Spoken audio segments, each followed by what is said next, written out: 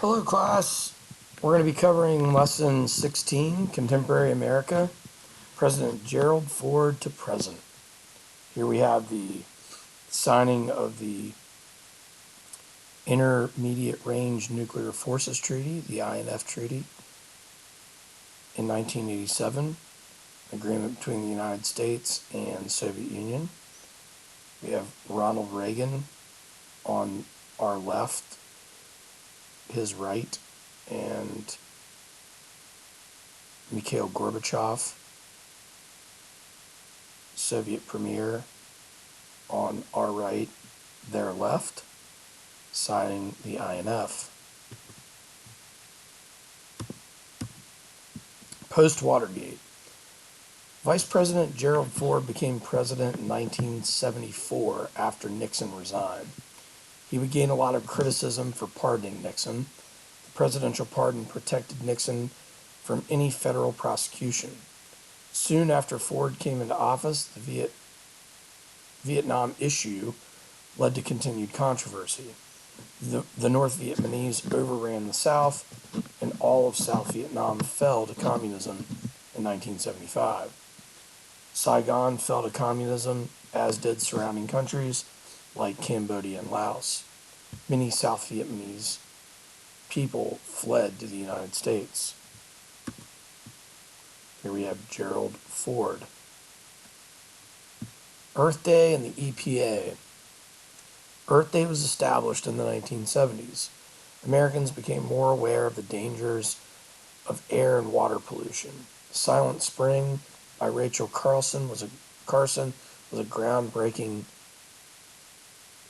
book that dealt with the subject matter. Still considered one of the most pivotal books that brought forth the problem with water and air pollution, not to mention the pollution of pesticides. The Environmental Protection Agency was created in the 1970s to establish new federal regulations to protect the American public. The nation's rivers looked cleaner and smelled better as thousands of sewage treatment plants were upgraded to new EPA standards. Work also began to identify and clean up dump sites where toxic chemical waste had been abandoned underground or simply abandoned in old factories. Here we have the Environmental Protection Agency. President Jimmy Carter. Jimmy Carter defeated Gerald Ford in the presidential election of 1976. Carter was a Naval Academy graduate and a successful peanut farmer from rural Georgia. He was involved in local and state politics. Carter established a number of important departments in the executive branch. The Department of Energy was established in response to Middle Eastern oil-producing countries like OPEC, the nuclear disaster at 3 Mile Island in Pennsylvania, and for the call to investigate solar and wind-powered energy. The Department of Education was established due to the nation's low math, science, reading, and writing scores during the era. President Jimmy Carter concluded. Carter was also a champion of human rights and helped persuade Israel and Egypt to sign a historic peace treaty, the Camp David Accords, to bring peace in the Middle East. However, his presidency was stained with a major American hostage crisis at the American embassy in Iran for over a year, a nationwide gas crisis, and the Soviet invasion of Afghanistan, all happening in 1979. Carter was easily defeated in a landslide by President and Republican candidate Ronald Reagan in the 1980 presidential election. Here we have President Jimmy Carter. Noteworthy events of the 1970s. The nation celebrated its 200th birthday, the bicentennial, on July 4th, 1976. Also, in 1976, the first Apple computer was launched by Steve Jobs. Violent crime and illegal drug use were growing in American urban areas, which led to widespread gang problems and continued white flight, and a shrinking tax base in many cities. This would lead to widespread use of cocaine and later crack in many urban areas. The Supreme Court legalized abortion in the groundbreaking case Roe v. Wade. This Texas-based case continues to be debated today. Other noteworthy events of the 1970s. New genres of music were born in the 1970s: hip-hop, rap, and disco.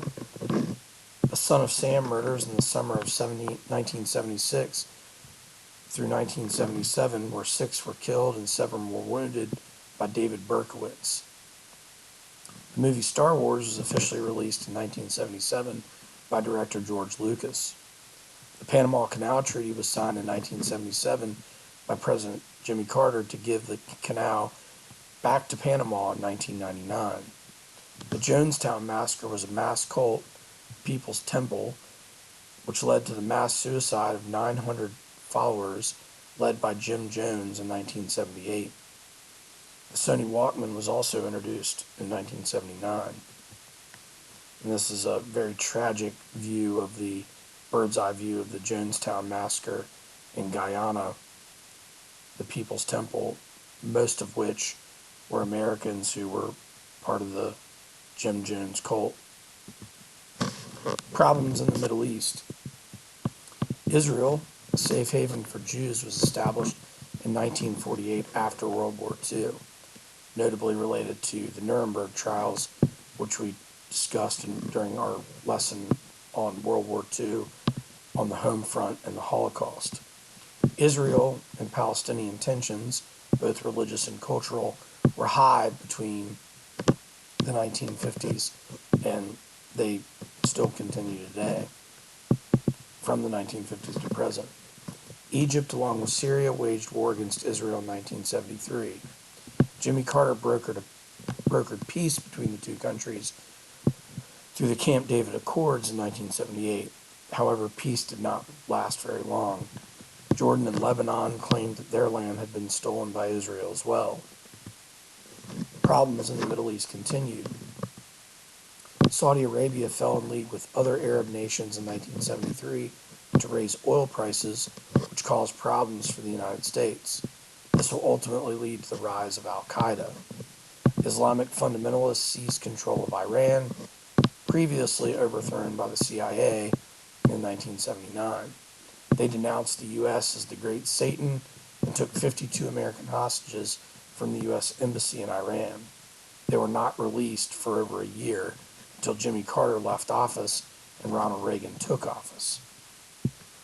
Iraq will invade Kuwait in 1990, involving America in a full-scale war in the Middle East, better known as the Persian Gulf War or Operation Desert Storm. A recommended reading that I have for you all is The Looming Tower by Lawrence Wright. It's also been turned into a mini-series. It's about the rise of Al-Qaeda and the events of 9/11. The presidential election of 1980. President Carter, a Democrat, was dealing with multiple issues as the election year came around.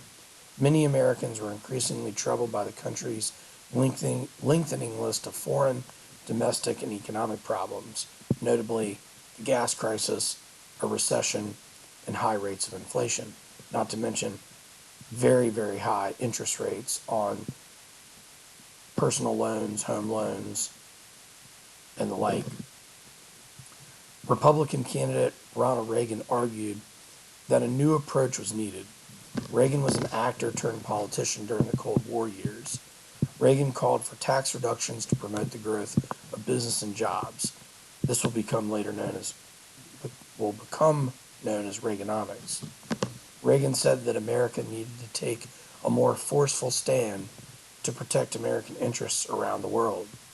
Reagan's platform was called the Conservative Revolution, and he defeated Carter in a landslide in the election of 1980.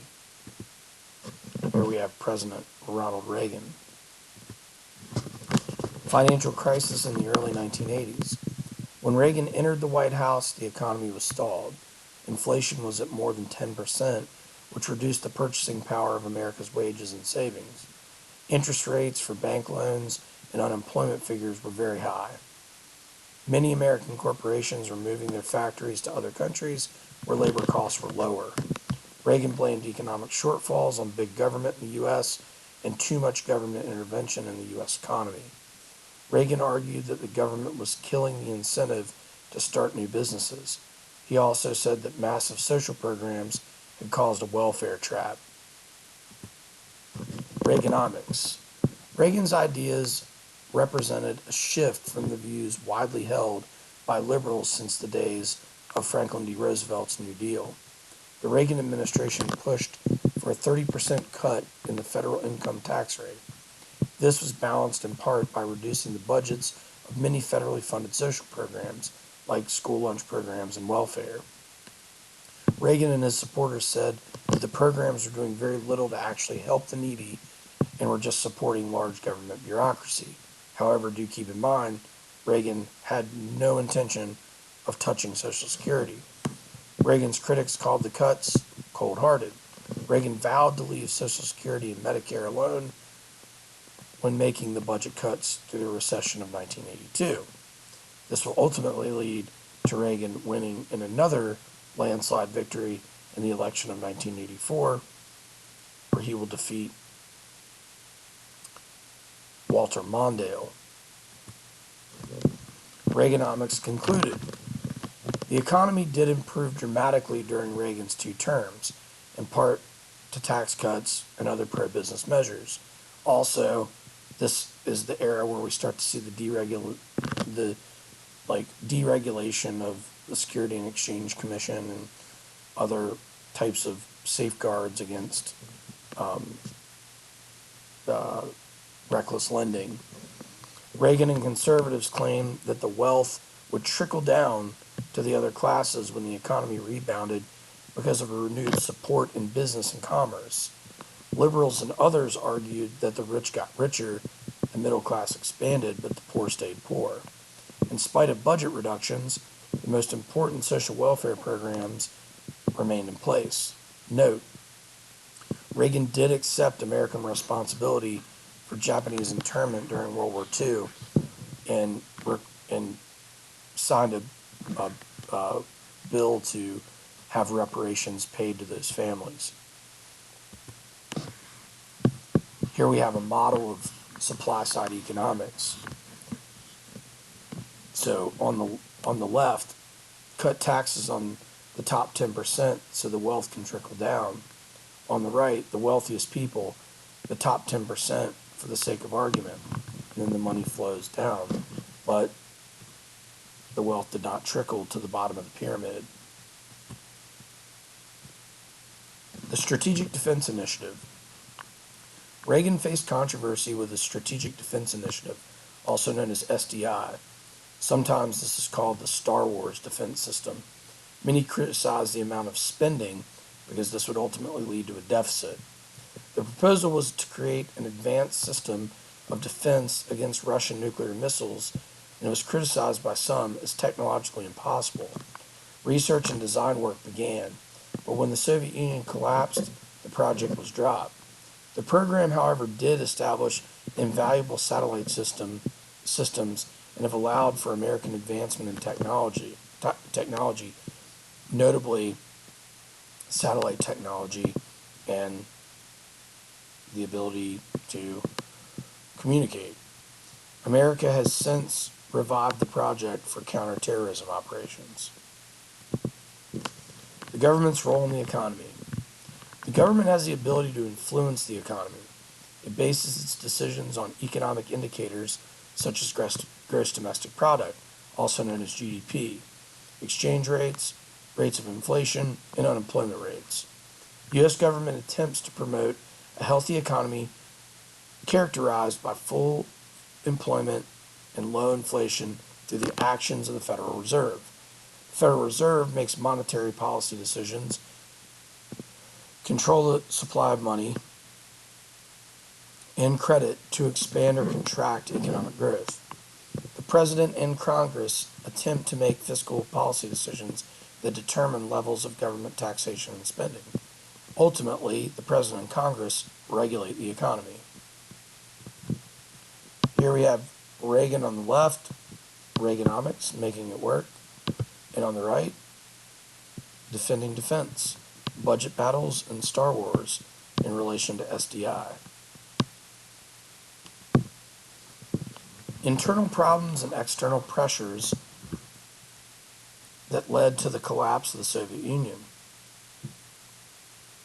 Increasing Soviet military expenses to compete with the United States, rising nationalism in Soviet republics like Poland, Hungary, and others, fast-paced reforms in the market economy, note the corruption of the Russian and Soviet black markets, economic inefficiency.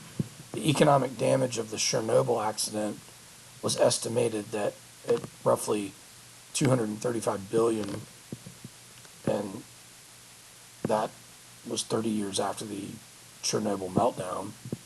Mikhail Gorbachev's glasnost and perestroika, openness and diplomacy, and economic restructuring. The role of President Ronald Reagan at the end of the Cold War. Reagan challenged the moral legitimacy of the Soviet Union. For example, in his speech at the Berlin Wall at Brandenburg Gate, Mr. Gorbachev, tear down this wall, which we see here in the image on the top right, and an increased United States military and economic pressure on the Soviet Union. And here we have Reagan helping to take down the Berlin Wall on the bottom right. Major events in pop culture from the 1980s. 1980, failed U.S. rescue attempt to save hostages in Tehran. John Lennon, leading member of the Beatles, shot and killed in Central Park in New York City. Mount St. Helens eruption. Pac-Man video game released. The Rubik's Cube became popular. And Ted Turner established CNN, the first 24-hour news medium. 1981, an assassination attempt on Ronald Reagan. First woman appointed to the United States Supreme Court, Sandra Day O'Connor. The new plague identified as the AIDS virus. Personal computers introduced by IBM. 1982, Steven Spielberg's E.T. film released. Michael Jackson released the hit album Thriller. The Vietnam War Memorial opened in Washington, D.C. 1983, the Cabbage Patch toy craze. Ronald Reagan announced the defense plan called Star Wars. Sally Ride became the first American woman in space. U.S. Embassy in Beirut bombed. 1984, Indira Gandhi, India's Prime Minister, killed by her bodyguards. The PG-13 movie rating created. And, of course, Reagan's defeat of I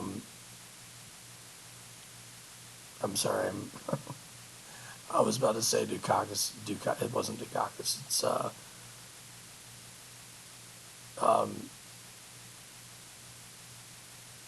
Mondale. Sorry, I already said that earlier in the lesson. My apologies. George H.W. Bush defeated Dukakis.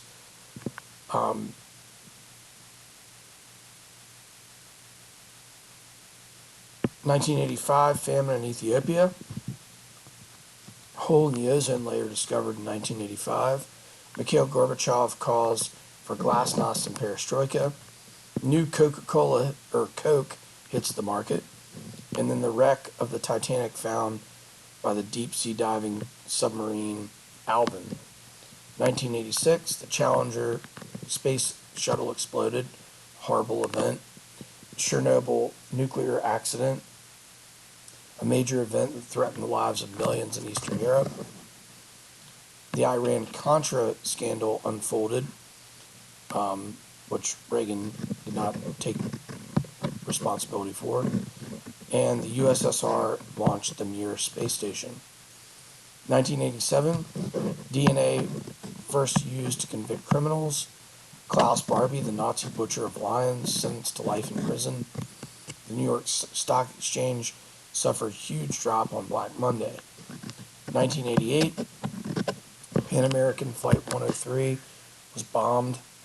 The U.S. shot down an Iranian airliner. In 1989, the Berlin Wall falls. The Exxon Valdez spilled millions of gallons of gas, gallons of oil on the coastline. and student protesters were massacred in China's Tiananmen Square.